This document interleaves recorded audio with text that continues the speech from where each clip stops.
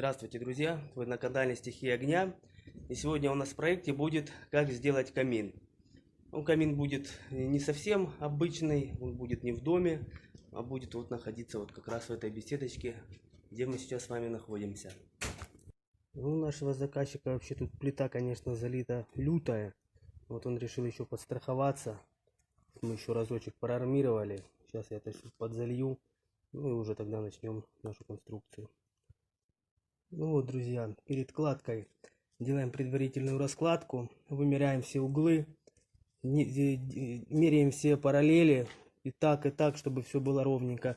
Вот этот вот ряд я проложил так, чтобы мне отсюда было лучше видно швы, потому что там пойдут у нас, задняя стенка будет половинками, тяжело понять по швам, поэтому я проложил еще один ряд на всякий случай, но его не будет, то есть вот так вот все по периметру квадратом у нас и пойдет. Это у нас будет первый ряд нашего камина.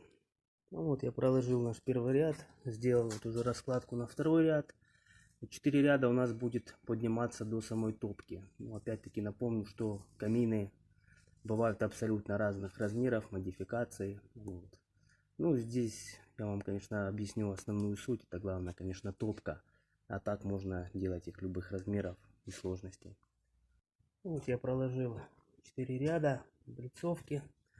Здесь у нас будет ложиться мраморная плита. А вот это я обозначил. Это уже как раз будет начало нашей топки. Сейчас я буду прокладывать подтопник. Наш подтопник готов. У меня чуть-чуть выше. Здесь есть расстояние. Это потому, что здесь у нас ляжет мраморная плита и как раз подойдет вровень. Сразу я немножко поднял облицовки, потому что задняя стенка у нас забор там, и если я подниму топку, потом просто мне будет не вариант ложить заднюю стенку. Поэтому я сначала немножко приподнял облицовку, сделал предварительную раскладку топки. Опять-таки они бывают разных размеров. У нас в данном случае заднее сечение 80, переднее где-то 90 получается, там плюс-минус сантиметр, еще точно не вымерял. Что пока выдвинул, пока проверил правилом, чтобы жар проходил мимо. То есть этот выступ делается для того, чтобы как раз закрывать облицовку, чтобы жар проходил мимо. Почему около 90 сантиметров, там где-то плюс-минус. Вылез туда, поэтому чуть меньше, там около 85, наверное, получается. Такая немного скосая топка. Хотя они могут быть и прямыми, то есть уже на ваше усмотрение, какую делать. Что, друзья, я уже приподнял и топку, и облицовку. Один ряд в топке я подрезал от этого кирпича для того, чтобы у нас арка была также такого же расстояния выпирала, как и здесь у нас выпирает по бокам шамотный кирпич. Здесь на 9 ряду пойдет облицовочная арка. Здесь пойдет шамотная арка. И на 10 ряду у нас пойдет зуб. Зуб вымеряем таким образом. Находим середину и отчерчиваем. Так будем срезать кирпичи, соответственно, это будет наш зуб для камина. Я проложил, наш зубик готов. И начинаем внутреннюю арку.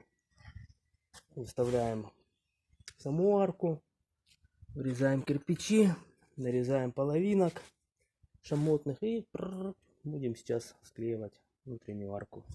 Где кирпичи не перевязываются, естественно, прокладываем выштамповку. Друзья, наша внутренняя арочка готова. Потом она засохнет. Достанем шаблончик, выдвинем сюда и будем склеивать уже основную облицовочную. А сейчас мы будем вырезать сюда, подгонять треугольнички и все это дело стягивать, зажимать. Сверху арки обязательно ложим тоже выштамповку, чтобы ее полностью стянуть. Друзья, под внешнюю арку мы вырезаем такие кирпичи. Шаблончик со внутренней я снял, выставил. И таким образом начинаем прокладывать такие кирпичи. Арочка готова. Четко все сошлось, получилось без клина. Сюда вырезаем, подгоняем кирпичи. Все, прокладываем, стягиваем арку. Вся арочка наша готова, и внутренняя, и облицовочная. Начинаем потихоньку поднимать до конца облицовку.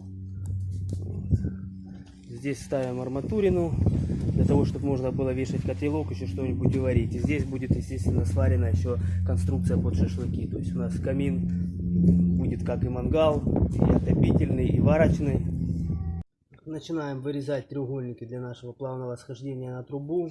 Находим середину, от середины по 2,5 сантиметра. Очерчиваем и вот вырезаем. Вот как раз два треугольника сразу будут одинаковых. Вот, итого получается у нас по 5 сантиметров будет каждый сход. Вот, обратите внимание, плавное схождение.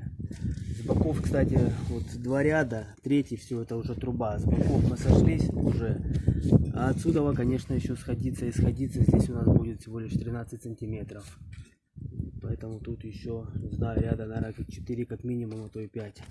И вот таким плавным образом сходимся к трубе. Ну и вот, плавным схождением мы вышли на трубу. Здесь я уже проложил вот такой парапетик. Начался второй парапет, уже вот так вот кирпичи. То есть, ну, здесь уже у кого на что фантазии хватит, каждый может уже добавлять эти декоративные элементы как угодно. То есть, здесь сама суть, как бы, основная, конечно, топки. На все остальное это уже дело техники. Кто на что гораст, как говорится, у кого на что фантазии хватит. Вот, друзья, вид сверху. Все, полностью камин готов. Вот, вышли на трубу, осталась только труба. То есть, вышли на финишную прямую, но поскольку это не мангал, допустим, в мангале можно просто облицовочную трубу сделать и все. За счет того, что там один раз пожарят шашлыки, она не прогревается, и поэтому перепадов температуры никаких не будет, и труба не лопнет. Это камин, его будут использовать долго, то есть можно его сидеть весь вечер до утра полить. Вот, и здесь возможны перепады температуры, поэтому здесь будем делать две трубы. Одна пойдет бутовая, внутренняя основная, и второй уже будем облицовочной обкручивать ее.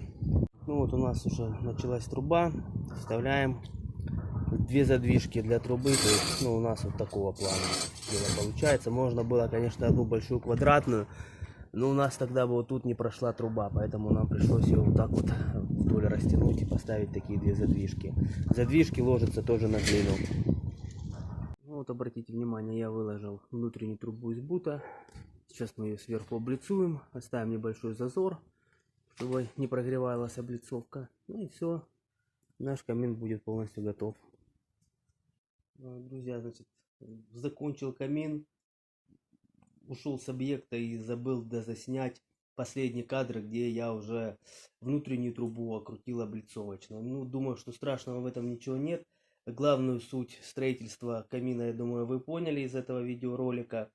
Вот поэтому те, кто не подписался еще, подписывайтесь на наш канал.